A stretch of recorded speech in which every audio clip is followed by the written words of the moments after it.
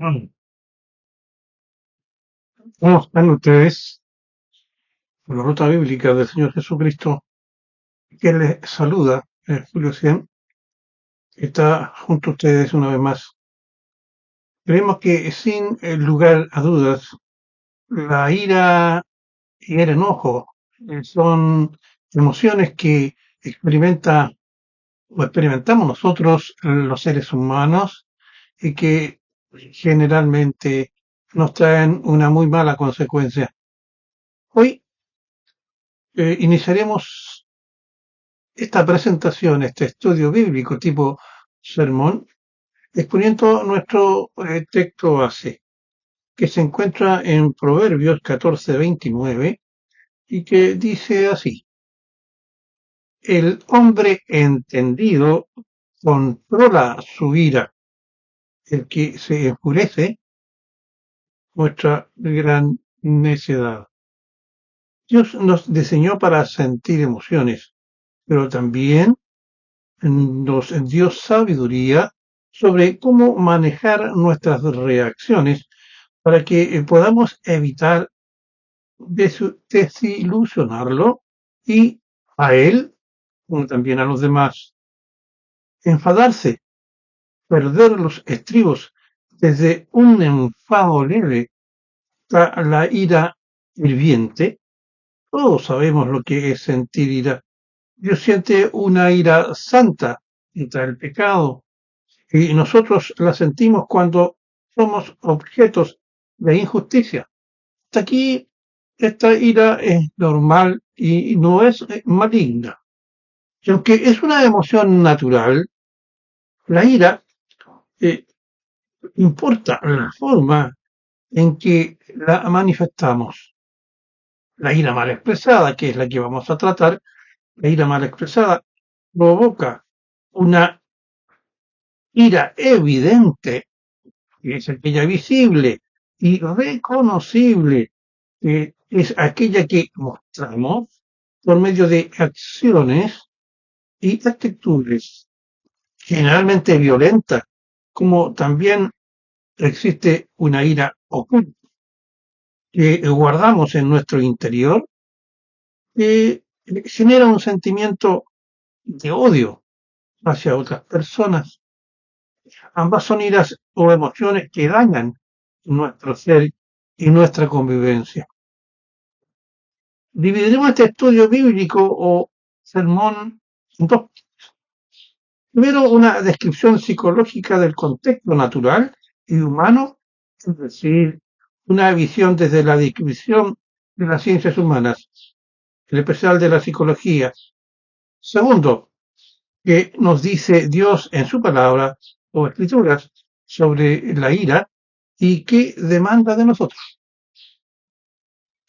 Bueno, la ira mal expresada en alguien, sea hombre o mujer, es una emoción que generalmente cuando se apodera y es expresada por una persona, se traduce en un acto que no solo afecta a quien la siente, sino que también afecta, y esto es algo muy importante, generando temor a la familia y a los seres queridos que esperan de nosotros solamente amor, comprensión, ternura, cariño y un buen trato.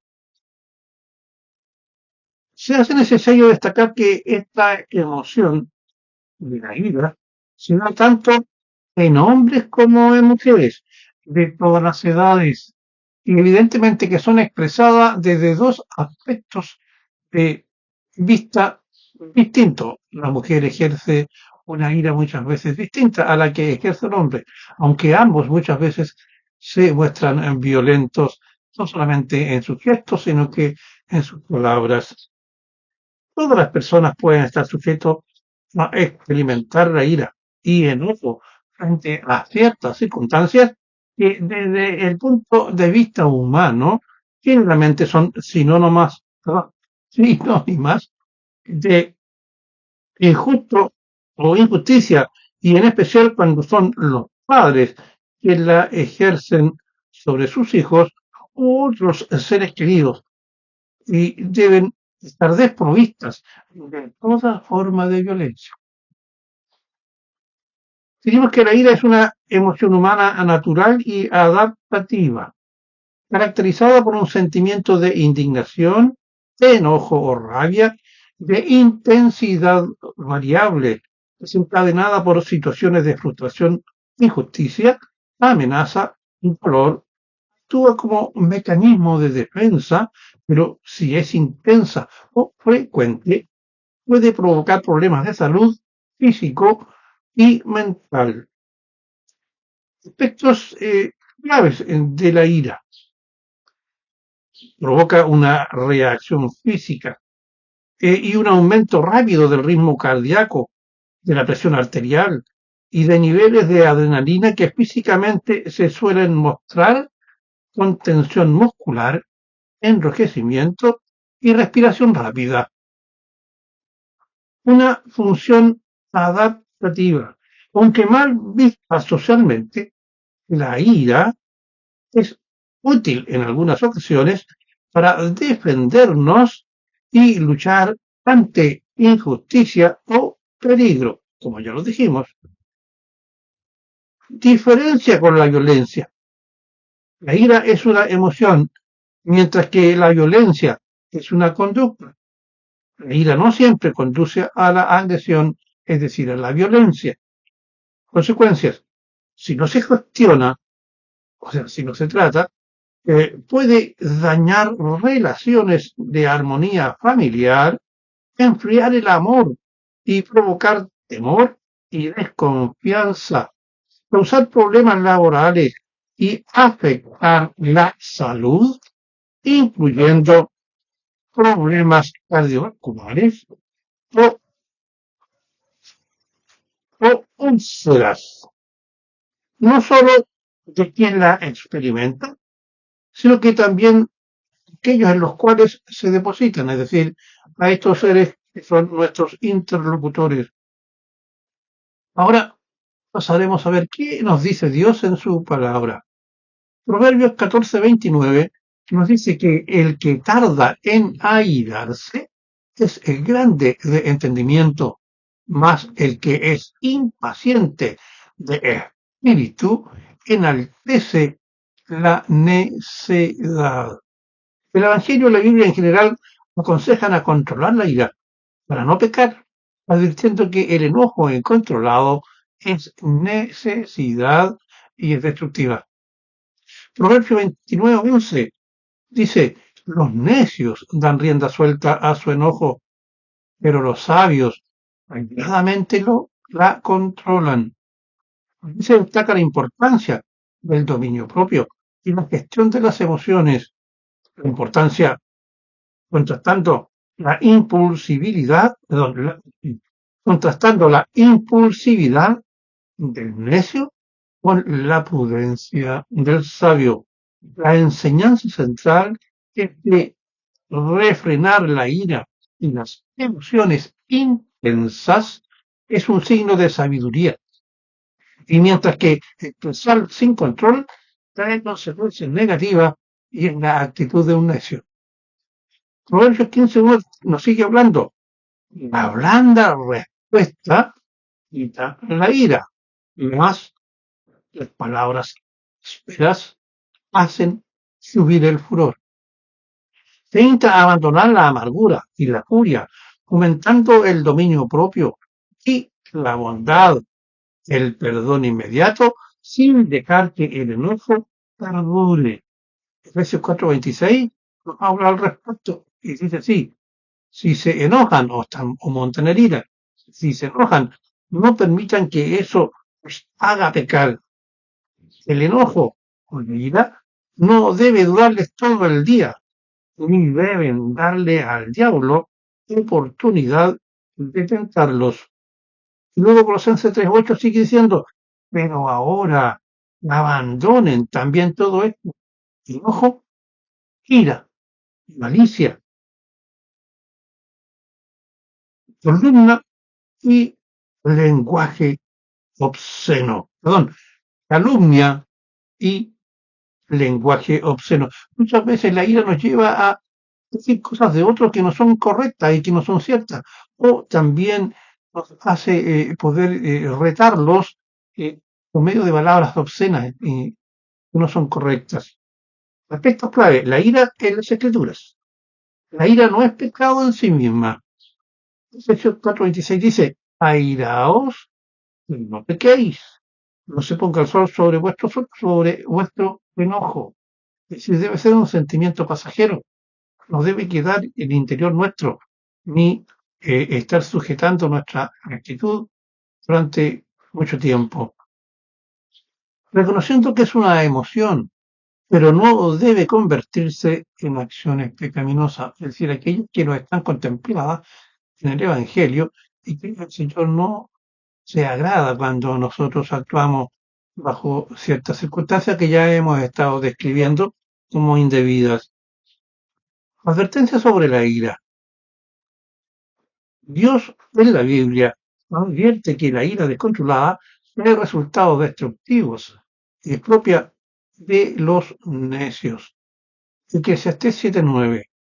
No te apresures en tu espíritu a enojarte, porque el enojo reposa en el seno de los necios.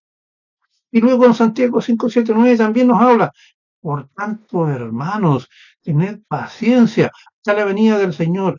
Mirad cómo el labrador espera el precioso fruto de la tierra, guardando con paciencia hasta que reciba la lluvia temprana y la tardía. Tened también vosotros paciencia y afirmar vuestros corazones, porque la venida del Señor se acerca. Hermanos, no os quejéis unos contra otros, para que no seáis condenados. Que aquí el juez, el Señor, está delante de la puerta. Ahora, con respecto a esta situación de ira, ¿cuál es el mandato o qué nos señala en forma específica el Evangelio? Uno, dice, control y mansedumbre. Se valora al hombre tardo para la cólera, como más fuerte y uno poderoso. Proverbios 16:32. Se aconseja alejarse de la gente propensa a la ira para no imitar sus caminos. Proverbios 22, del 24 al 25, ahora nos habla. No te metas con el iracundo,